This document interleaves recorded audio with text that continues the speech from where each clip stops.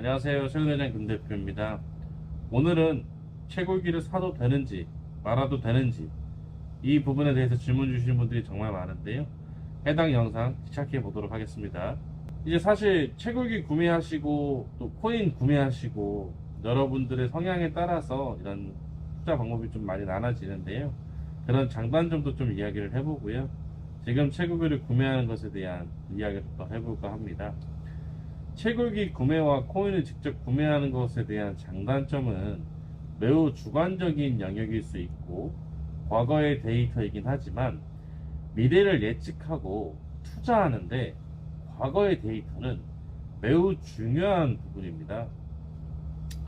과거부터 지금까지 데이터들이 있고 또 그런 데이터들은 제가 직접 경험으로 얻은 데이터들입니다. 뭐 누구에게 들은 얘기가 아니고요.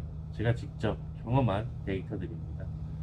제가 처음 이더리움을 채굴했을 때부터 이더리움 채굴이 종료되는 그 시점까지 모든 데이터를 가지고 이야기해 볼까 합니다. 또한 해당 영상이 좀 깁니다.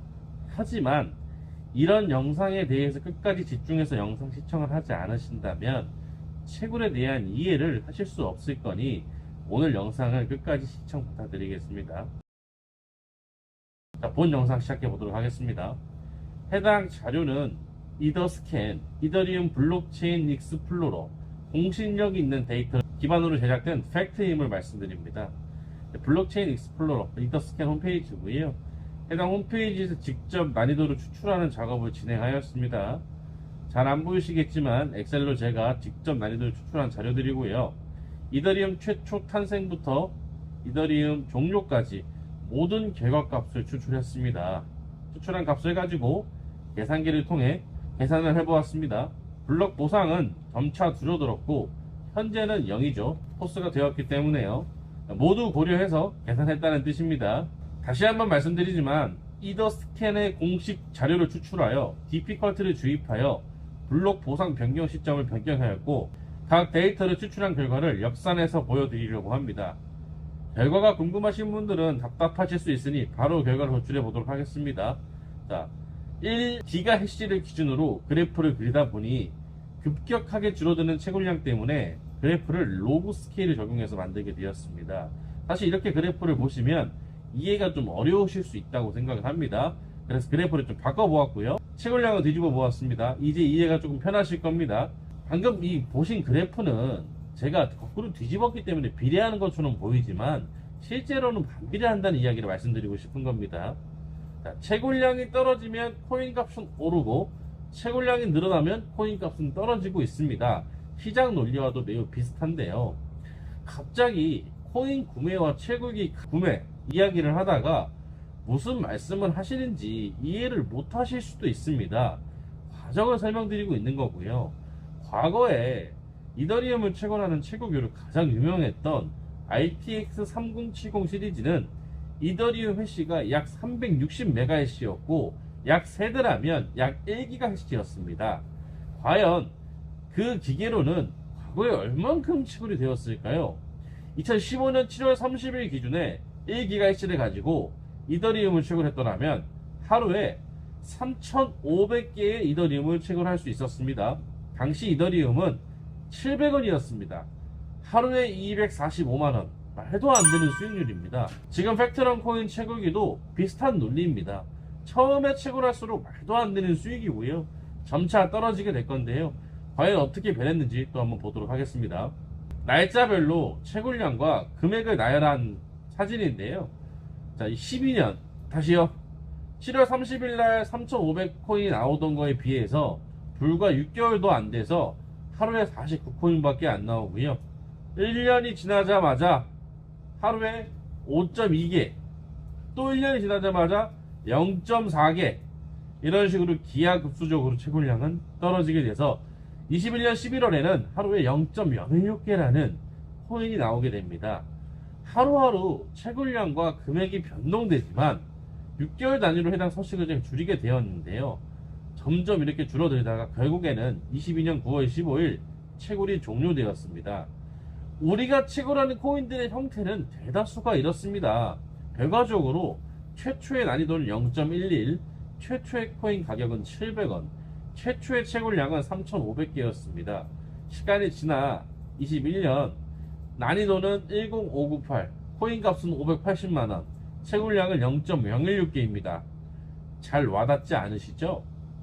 채굴량은 99% 이상 감소하였고, 난이도는 875만% 증가했고, 가격은 82만 % 이상 증가했습니다. 물론 이것은 이더리움의 데이터입니다. 아니 팩트럼 코인이 이더리움이냐, 어떤 코인이 뭐 비트코인이냐 말씀하실 수 있습니다. 하지만 이더리움이나 비트코인이나 어떤 코인이나 사람들의 심리나 이런 흐름은 저는 비슷하다고 말씀을 드리고 있는 부분입니다. 물론 팩트럼 코인이나 어떤 코인이나 3개월 만에 없어질 수도 있고 1년 만에 없어질 수도 있고 이런 데이터들은 다를 수도 있습니다. 하지만 채굴자가 몰리는 코인이고 또 수익이 나오는 코인은 특정한 공통점이 있다고 저는 생각을 하는데요. 코인의 매수자가 있다는 것입니다. 여러분들이 아시는 치아코인, 파이코인들은 사실 저는 특정 세력이 특정 코인을 일부러 구매했다고 생각을 합니다. 채굴기를 판매하기 위해서요. 채굴기를 판매하는 세력이 판매가 끝나고 나면 해당 코인을 더 이상 매입할 필요가 없어지고, 그렇게 되면 코인의 가치는 0에 가까워집니다. 하지만 팩트럼 코인은 재단이 프리세일하지 않았습니다. 사줄 돈도 없고 살 이유도 없다는 것이지요. 그리고 제가 코인을 매일매일 일부러 매입하지도 않습니다.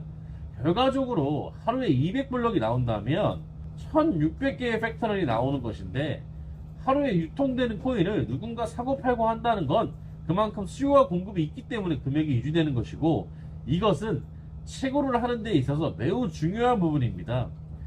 당시 이더리움은 누구나 쉽게 채굴할 수 있었고 팩트럼은 채굴하기 매우 어렵습니다.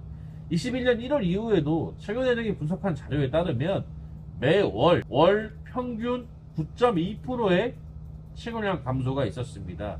물론 팩트럼 코인은 이더리움보다 채굴이 어렵기 때문에 이런 감소가 더 높을지 낮을지는 제가 현재로서는 분석하기 어렵습니다만, 모든 코인은 결과적으로 기하급수적으로 채굴량이 감소하여 당장 계산해 본다면 채굴하는 것이 맞나? 라는 의문을 들게 합니다. 물론 팩트럼 코인이건 어떤 코인이건 아까 좀 말씀드렸던 것처럼 미래의 데이터를 예측하는 건 불가능합니다. 그럼에도 불구하고 제가 이러한 영상을 계속 촬영하는 것은 다음과 같습니다. 대다수의 채굴붐이 있는 코인들은 비슷비슷한 흐름으로 지나왔다는 겁니다. 지금도 채굴하고 있는 비트코인, 카스파, 도치, 팩트럼 모두 비슷한 흐름으로 지나오고 있다는 이야기입니다. 자, 그럼 결론을 내보도록 하겠습니다.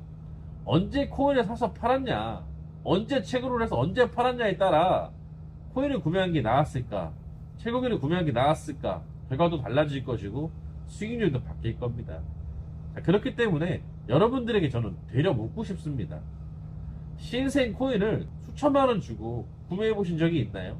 있다면 어느 정도의 금액을 구매해 보셨나요? 저는 항상 채굴기를 보유하면서 이런 높은 수익성이 나오는 사이클이 항상 돈다고 생각을 하고 있기 때문에 높은 수익성이 나오는 코인을 채굴하면서 장비를 절대 팔지 않고 보유하면서 이 사이클의 흐름에 편승하는 것이 수익 볼 가능성이 전 높다고 생각을 합니다. 자료를 준비하는 데만 7시간 이상이 걸렸었고 포스팅 하는데도 2시간이 걸렸습니다. 또 해당 영상을 촬영하고 편집하는데도 직원이 몇 시간을 쓰게 될 겁니다. 채굴량이 얼만큼 떨어질까요? 코인 값이 얼마나 더 오를까요? 떨어질까요? 결국 지금 사도 늦지 않았냐는 질문으로 저는 생각을 합니다. 자, 결국은 채굴을 시작해도 되냐는 질문인 건데요. 답변 드리겠습니다. 알 수 없습니다. 오늘도 영상을 시청해 주셔서 감사합니다.